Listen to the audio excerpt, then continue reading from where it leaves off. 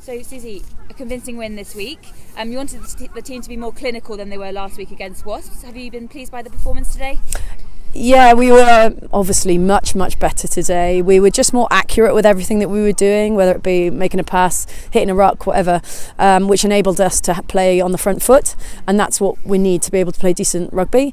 We missed a few opportunities in the first half. They asked them to become more clinical in the second half, and they certainly did that. So, everything was just much improved, and it needs to be because we've got Bristol next week. So that is another. We have to make a massive step up again.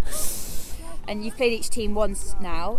What's your reflections on the first half of the season? It's been a bit up and down, honestly. The frustrating thing about this side is we can be incredibly good. And when we're all on it, we're on it. But if one steps away from that performance or that concentration or whatever it is, we tend to just lose our way a bit. So as a team, to maintain and get into that top four consistently, we just need to get our continuity much better across the board. That's everything on and off the field.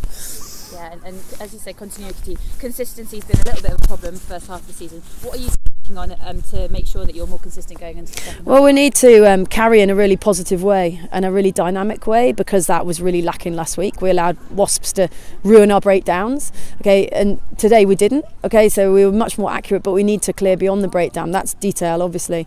We need to carry our big carriers to carry. Now, we welcome back Zoe Allcroft from England today, absolutely unbelievable player.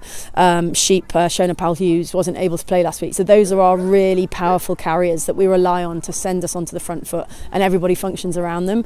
And then, I believe we have the best backs line in the league by a mile. So if we can get on the front foot and we can get them the ball, then we are in business every single time we play. So. And just finally, contracts coming in on the 1st of January. How much of a step forward is this for the professionalism of the women's game, obviously in the elite level?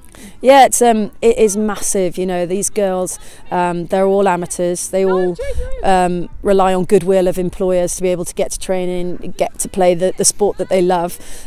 So for some of these players, who are going to have a full-time contract, and they'll be able to not just train as a full-time athlete, but rest up at the right times and not have to rush off to work or to a night shift or whatever they've had to do. So it is huge, but it sends messages across the world that England are upping their game, and if they up it at the top level, then we as a club have to follow suit and up our game at club level. So it's really exciting times. It's 3 years out from the World Cup now, so it's the right time.